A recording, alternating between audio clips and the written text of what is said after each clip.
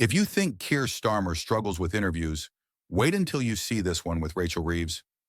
In this intense live TV interview, the Shadow Chancellor finds herself on the defensive as the interviewer exposes key contradictions in Labour's position.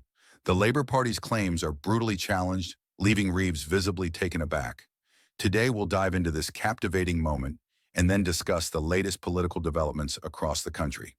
But before we get started, make sure to hit the like button and subscribe to the channel. Now let's watch this unforgettable interview. We did need to raise taxes in this budget to put our public finances on a sound trajectory. Of taxes. It's the biggest tax-raising budget since 1993. It's gigantic. And you said before the election no plans to raise taxes, or the PM did, beyond the $8 billion that you had earmarked. So a lot of people out there are going to be quite shocked today.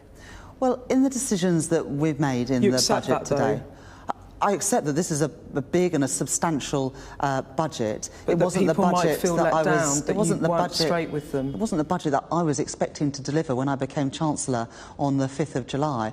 I didn't think that any government would be so reckless to have £22 billion of unfunded You've lifted taxes by commitments. £40 billion. I absolutely recognise that. In our manifesto, we had commitments of $8.5 billion. In addition, as I said, there's a £22 billion black hole which recurs every year. Even if you accept the £22 billion black hole, $8 billion of that is because you decided to settle public sector pay disputes.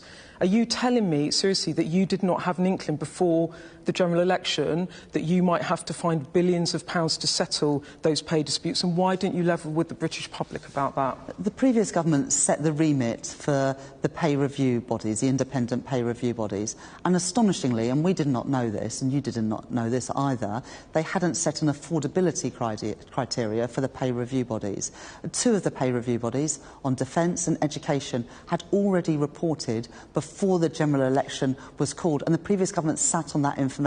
So these were inherited pressures that the previous government had stacked up. Wes Streeting told me repeatedly before the general election, when I kept saying to him, the NHS is going to need more funding, he repeatedly kept saying, funding is not the answer, we're going to get it through growth. You have just announced £22.6 billion in extra day-to-day spending for the NHS. You just were not straight with the British people, and they will see through this. You were not straight. We announced in the general election campaign that there would be an immediate injection of cash. It was a few billion pounds which you had costed. Into this is £22.6 billion. Chancellor, had not committed the money for it. Are you honestly saying that you have a democratic mandate for the measures that you have announced today? Tens of billions of pounds in increased spending and tens of billions of pounds of tax rises, none of which is in this document. You have a democratic mandate for this. The first line of the first step in our manifesto was to return stability to our economy. That is the most important thing that I had to do as Chancellor. And we do have a mandate for bringing that stability back to the economy. I think there'll be a lot of people thinking that they voted for you and you have just done the biggest tax and spend budget that we have seen for decades, and that is not what they signed up for. There were two choices that I had to make today as Chancellor of the Exchequer. The first was whether I was going to be open and honest. Do you accept that, though? Can you see that the public might feel cheated? Well, even if there's a reason, you've explained the reasons, can you see how it looks?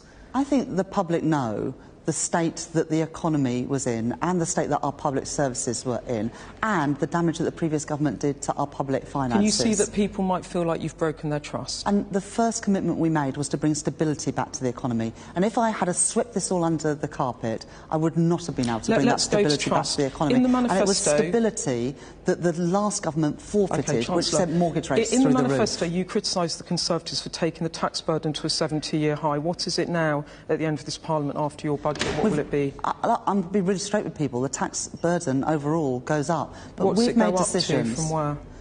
It's the highest burden ever of tax. I recognise that. But the previous government, 38% of GDP against 36.4%, which you've been very critical about. Well, the last government, they increased taxes, but public services got worse. We will improve our public services with the commitments we've made around the National Health Service and schools today, but we have asked the wealthiest in our society and business to pay a bit more, whilst sticking to our manifesto commitment not to increase taxes that working people pay. I've got that manifesto commitment right here, and it says the Conservatives have raised the tax burden. We will ensure taxes on working people kept as low as possible. Labour will not increase taxes on working people. We will not increase NI, the basic, higher or additional rates of income tax, or VAT. Employers, meanwhile, are paying £25 billion of tax on national insurance. It's a broken manifesto pledge. What were your thoughts on the budget in this car crash interview of Reeves? Let me know in the comments. In other news, Defence Secretary John Healey has been pictured not wearing a poppy in Downing Street, despite urging the public just one day earlier to honour Britain's war dead. Healey had called on everyone to support the poppy appeal, yet he was seen walking towards number 10 without the symbol of remembrance as he attended a pre-budget cabinet meeting. Sources say Healey had changed his jacket before the meeting, opting for one without a poppy. However, it was later revealed that he purchased a new poppy once he arrived at Downing Street. The timing of this wardrobe change is significant, occurring just before Labour's first budget in 14 years, and following a new defence agreement between Britain and Germany. A few days earlier, Healey was photographed wearing a poppy while shaking hands with German Defence Minister Boris Pistorius at the signing of the defence agreement. He also met with veterans at the poppy factory in Richmond, making a poppy wreath and emphasizing the importance of remembering those who gave their lives for the country's freedoms. Despite this, Healey was seen without the symbol as he arrived at number 10.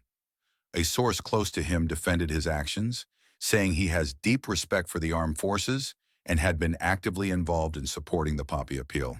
He had been helping to sell poppies in his constituency and planned to participate in London Poppy Day. What do you think about this situation? Was it just a wardrobe mishap, or does it raise a bigger issue? Let me know your thoughts in the comments, and if you haven't already, make sure to like and subscribe for more British political content.